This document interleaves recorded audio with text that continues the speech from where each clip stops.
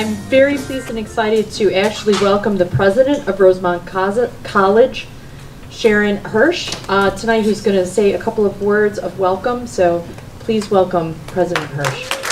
For those of you for whom this is a first visit, now that you know that when you pull off Montgomery Avenue, you don't run into a chasm or a black hole. It's actually a nice place to visit. So please, welcome for this first visit, but please feel free to come back. We have lots of lectures, concerts, things going on campus, and they're almost all open and free to the public. So check us out on the website, and please feel welcome to come back. I'm happy to turn this back over to Carla, because I know you have some really wonderful business to accomplish at the end of this meal. Thank you. Welcome. You know, it just goes to show that people can emerge and achieve their dream at any age, from any place in life, with any kind of background. It's possible. And Marguerite was the kind of person who really believed that and embodied that. And so it's just really fitting that the writers come from all over and represent all different kinds of demographics. So we're really proud to continue in that tradition. So I am going to introduce tonight Robin Black, our judge, who's going to say a few comments about Kate's story, her winning story, which is in the copy of Philadelphia Stories, the magazine, called The Hot House Lounge. It's a great honor to be here, and I certainly feel especially honored having known Marguerite McGlinn. She was just a lovely woman, and this is a lovely moment for me to get to honor her also. I don't want to give away much, because it's one of those stories that really should just hit you and will hit you hard. But I will say that I admire the intelligence, the craft, the fierce, urgent mood it evokes, even while also displaying an exquisitely delicate touch. The people of this story are creatures of the precarious, and that sense that every moment and any moment might shatter the universe and change everything is just part of what makes this story great, and great it is. It is a real pleasure and with joy at having discovered her work. I'm taking full credit here. Never mind those other people who gave her those awards. That I present the 2016 Marguerite McGlinn Prize to Kate Blakinger for the Hot House Lounge. The Hot House Lounge. My chest tightens as fire grazes Sam's skin, but finally he tosses the match he's let burn down in his fingers, and the pile of brush jumps into flame. Pockets of damp sap crackle and hiss. We retrieve an armful each of empty aerosol cans from the silo, cans Sam stockpiled over many summers spent working at Ray's Auto Body. He sets them down in a row and sits next to me in the dead weeds. He's hunched and quiet, his eyes glassy, his body tensed. Sometimes I miss Sam, even when he's right beside me. I don't have the right, but I do. Teeth or hands, I ask. Hands. He's been having these recurring dreams. In one, all his teeth fall out. In the other, he tries desperately to hold on to someone, but his hands are crushed, useless as empty gloves. Sam is my brother, and he came home from Iraq with a face full of shrapnel. Hard pellets that look like blackheads cluster on his left cheek and spread in painful constellations across his neck, the skin crowded with shiny scar tissue. His body tries to expel what doesn't belong. Jagged pieces pierce the skin from inside. It's like the IED never stopped. It continues to explode from inside his face in excruciatingly slow motion. When it gets really bad, he slicks antibacterial ointment over the bleeding bumps and hides them under a cover of gauze. You know what I did over there, Gracie? I tried not to die. Day and night, I tried not to die. He pulls up weeds as he speaks. What else could you have done? It's not comfort he wants. He wants to rip open a space in this life that is wide enough for all the fury he feels. But there's nowhere to put feelings that sharp. I don't know how to make room for that anger any more than anyone else does, but I know this is what he needs. Once I caught Sam with a look of concentration on his face, his fist held out before him, closed and squeezing. When he opened it, inside was a shard of shrapnel that had worked its way out of his cheek, its barb now buried back in the meat of him again. I got the rubbing alcohol. I pried loose the jagged metal, trying not to breathe as I swabbed away the blood. I tucked the piece of the bomb that had killed everyone else riding in his Bradley fighting vehicle out of sight in my pocket. Later, I looked at it in the light. It was shaped like a country whose name I didn't know. I closed my hand tightly around it. The resulting cut healed, of course, left no trace on me. Sam lives out here again with our mother, in this backwater place where there isn't much to do besides burn things. He sleeps in his childhood bedroom, tossing in the narrow twin bed that hardly fits his adult body, while the dormer ceiling, banded with glow-in-the-dark stars, presses down. I make the 3-hour drive from the city to visit him and Mama every other weekend. "You ready?" he asks me now. We stand, me in my sneakers and Sam in his army-issued boots. We pick up as many aerosols as we can hold, and on the count of 3, we toss them into the flames, and I turn and run to take cover behind the door of the silo, like we always do. But then I realize Sam is not beside me. He hasn't moved. He hasn't even taken a step back. The aerosol cans explode in the fire, and he just stands there while they slam into the sky, like he's daring one to firebomb him in the face, like he'd like it to happen that way. And his expression is rapturous, the fire in the sky beyond him, a beautiful thing. I tell my mother about the articles I've been writing. I make it all up, and it hollows me out to tell her lies, but I can't help myself. The lies pour out of me in a chatty, cheerful voice. She thinks I write a column for the South Philly Review, my neighborhood's newspaper. She thinks I write about park cleanups and new restaurant openings. "Bring me clippings to pin to the fridge," she says. "You never remember." "I will, Mama. I'm sorry." A black feeling balloons in me. My mother wants me to be happy so badly, she changes the subject whenever I vent the slightest frustration. I've been cut short so many times. When we talk now, I gloss over the true substance of my life. I want to ask her, if I go running after something with my whole heart and don't get it, what happens then? But she'd want to know what I was talking about, and I'd have to detail to her all the ways in which I'm not the daughter she planned on. I'd have to tell her about my job.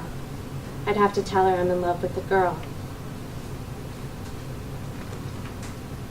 She fixes me a bowl of soup, and I eat it slowly, though it's getting late, and I have a long drive back to Philadelphia. The highways around here are dangerous at dusk. So empty you can press the pedal to the ground and fly forward without feeling like you're going fast at all. But in the woods that sidle up to the shoulder, deer wait, ready to leap into your headlights and explode against your car's windshield, as full as overripe fruit. I drive with my spine very stiff, and always my back aches when finally I'm cocooned in my bed. I feel like I'm waiting at the edge of something, just as the deer do. Like I'm just about to leap fully into my life, and either I'll cross a threshold into some better version of myself, or something in me will burst apart, some essence leak away. My roommate Joanne and I are halfway to a bar with a beer list that can't be contained on one sheet of paper, where good music is always playing a little too loudly, but then she stops in her tracks and raises her arms, grinning. "I know," she says. "Let's go see the go-go dancers at your bar." The bar where I work fills up with men whose gazes I'd avoid in the street, sad and desperate men. I can tell she thinks this will be a fun adventure. I know better, but I'm helpless before Joanne's desires, and soon we are stepping inside the hot house lounge. Elena and Yvonne dance to Metallica on pedestals behind the counter, orange stickers over their nipples instead of pasties, the same sort of stickers people label with prices, and slap on the broken blenders or old-fashioned TVs they offer up at sidewalk sales. Elena is cute and chubby. She dances with her eyes closed. Stretch marks branch in silver streaks across Yvonne's belly. I wonder, as I always do, if these women like performing, or if the men's stares feel like fish hooks in their skin. I never ask the dancers any questions. I'm supposed to be writing an article about them, about what it's like for them to dance here and about their lives outside of this place. I pitched this story to a magazine, saying I'd go undercover as a dancer so I could see it all from the inside. The editor said, since I had no clips, I'd have to write it before he'd know if he wanted to run it. I came into the bar asking if they needed another dancer. The owner, an old Italian lady everyone calls Mom, though she's no one's mother, looked me up and down and said, "Honey, no, we don't. But we could use a bartender." She was right about me, that I die up there, half naked in the light with all these sad, hard-drinking men gathered round to watch. I can see Joanne is shocked by how dingy it is inside, the air stale from decades of smoking, and the sweet and yeasty smell of spilled beer. We find an empty table and sit. She looks at the dancers in quick glances, like she doesn't want to be caught staring. I fetch us rum and cokes, which Nadine, who trained me, gives to me for free, waving away my money. "I can't believe you work here," Joanne says. She is waiting for me to explain myself. I don't know how. Working is unavoidable. It's the stuff our lives are made of.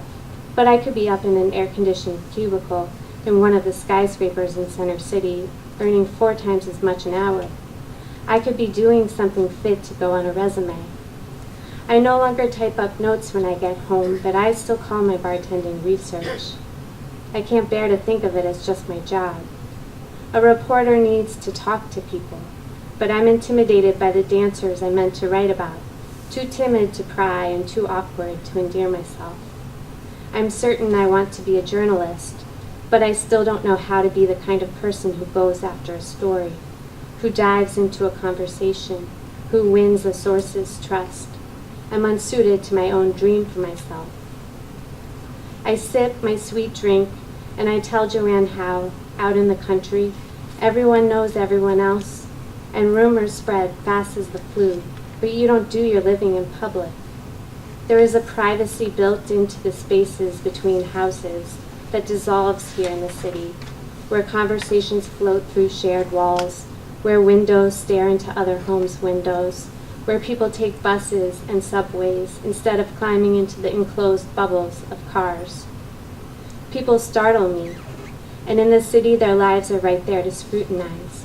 Their grievances, their kindnesses, their unfathomable choices. All I see and hear sets me to wondering. Wondering turns to writing, or it did anyway, and so here I am. Joanne is not so different from me.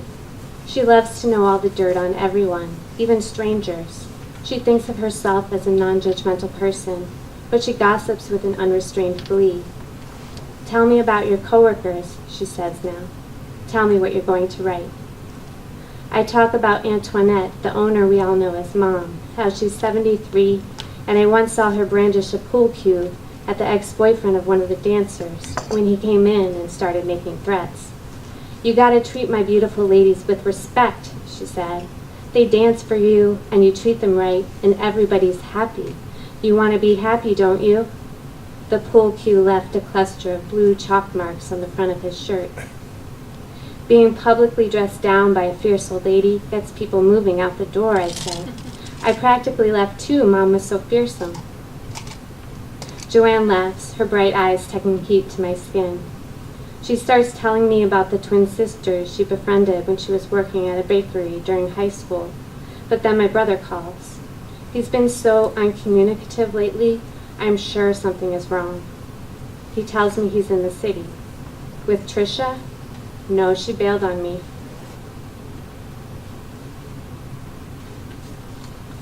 Trisha is the widow of the man who'd been sitting next to Sam in the Bradley.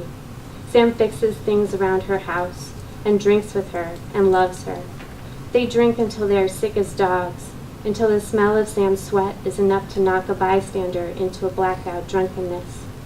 And then they curl up like puppies, and Sam drifts into sleep and wakes up screaming, and Tricia throws him out, weeping. They have a screwed up interdependence. She looks at Sam and she thinks, why him and not Ryan? What are you up to? He asks. Can I come by your place? I tell him I'm out with a friend. He hears something in my voice. What kind of friend are we talking about here?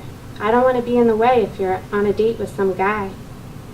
I try to think what to say, and there's a brief pause, a hiccup in the rhythm of our conversation. I'm not out with a guy.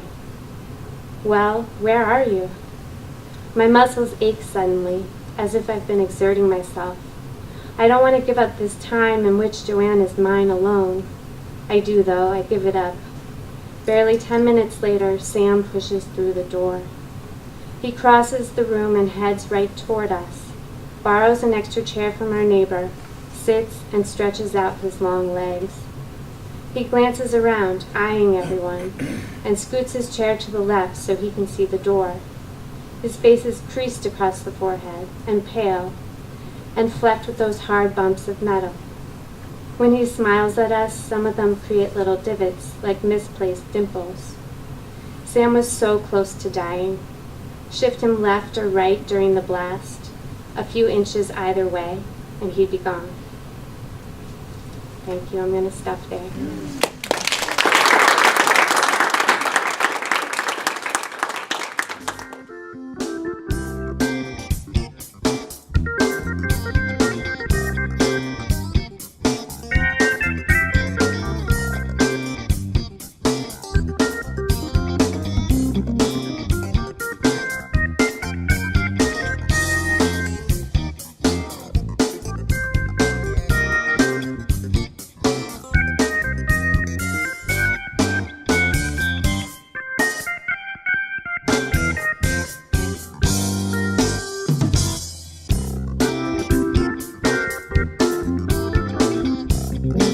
Thank you.